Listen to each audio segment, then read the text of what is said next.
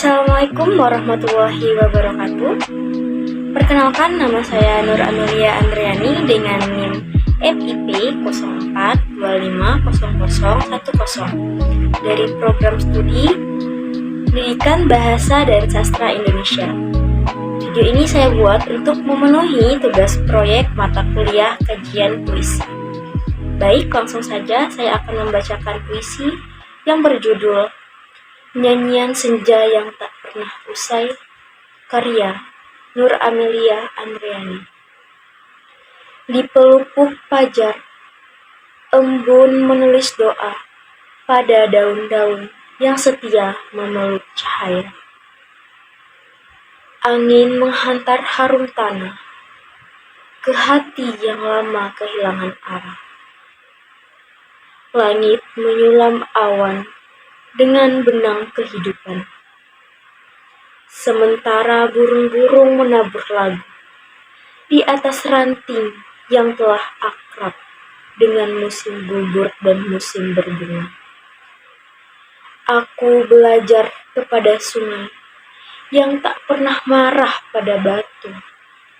Ia tetap mengalir meski berkali-kali dipatahkan arus. Aku belajar kepada laut yang menyimpan badai di dadanya, namun tetap menghadiahkan cakrawala yang tenang bagi mata. Lalu senja datang, membawa warna yang tak pernah sama. Ia mengajarkan bahwa perpisahan bukan selalu kehilangan, melainkan ruang bagi rindu untuk tumbuh menjadi doa. Dan ketika malam menyalakan bintang-bintang, aku mengerti bahwa cahaya paling setia lahir dari gelap yang diterima dengan ikhlas. Maka biarlah waktu berjalan, membawa usai ke tepi yang tak bernama. Selama hati masih mampu mencintai kehidupan, setiap langkah akan selalu menemukan rumah. Baik, selesai sudah puisi yang saya bacakan. Di sini saya akan membahas mengenai struktur fisik dan struktur batin pada puisi.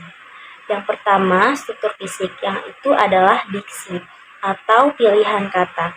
Puisi menggunakan diksi yang sangat puitis, konotatif, dan penuh makna, seperti pada kata pelupuk fajar. Pada kata pelupuk fajar, itu bermakna awal kehidupan atau harapan baru. Lalu pada diksi yang kedua itu ada embun menulis doa, yang artinya harapan yang lahir secara lembut. Lalu yang ketiga ada langit menyulam awan, yang artinya alam digambarkan sebagai seniman. Selanjutnya yang kedua yaitu ada pengimajian atau citraan. Yang pertama ini ada citraan penglihatan atau visual. Itu pada kata di pelupuk fajar, embun menulis doa. Lalu citra penglihatan yang kedua itu adalah langit menyulam awan. Lalu citraan penglihatan yang ketiga yaitu pada kata malam menyalakan bintang-bintang. Selanjutnya di sini ada citraan pendengaran atau imaji auditif. Pada kata burung-burung menabur lagu. Lalu citraan yang ketiga ada citraan gerak atau kinestetik.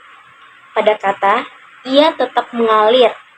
Lalu pada kata membawa usia ke tepi yang tak bernama. Lalu yang keempat di sini ada citraan perasaan. Yang kata pertama yaitu hati yang lama kehilangan arah. Yang kedua, rindu tumbuh menjadi doa. Struktur fisik yang ketiga yaitu adalah majas ataupun gaya bahasa. Yang pertama itu ada personifikasi. Misalnya pada kata embun menulis doa. Pada yang kedua, langit menyulam awan. Yang ketiga, senja datang membawa warna. Yang keempat, malam menyalakan bintang-bintang. Selanjutnya di sini ada majas metafora, misalnya pada kata rumah sebagai lambang tempat kembali atau kedamaian. Pada kata kedua, benang keheningan sebagai lambang ketenangan. Baik, di sini saya akan membahas mengenai pelambangan pada struktur fisik. Yang pertama, pada kata sungai. Pada kata sungai itu berarti ketabahan. Nah, yang kata kedua yaitu laut, yang artinya keluasan jiwa. Yang ketiga, pada kata senja, yang artinya perpisahan dan kedewasaan. Nah, yang ketiga, pada kata bintang, yang artinya harapan. Lalu selanjutnya di sini saya akan membahas rima.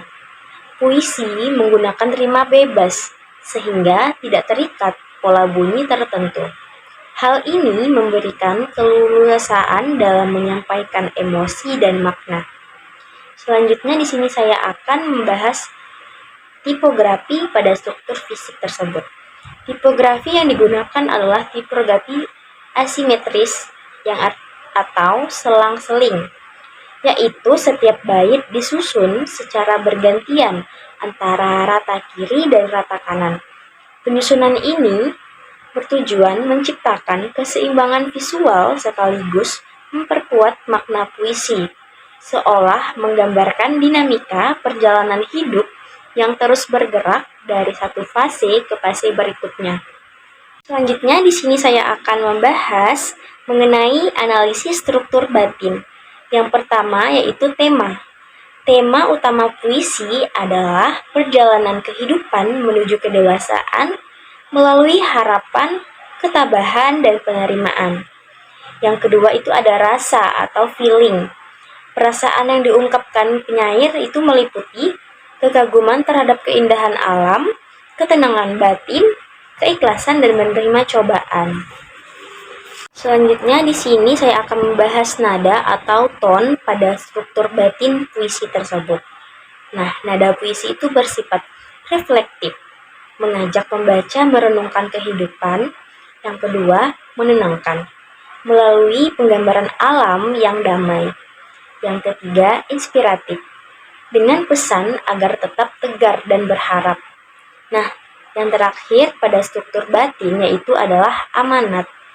Puisi ini menyampaikan beberapa pesan, yaitu kehidupan akan selalu menghadirkan tantangan yang harus diterima dengan lapang dada.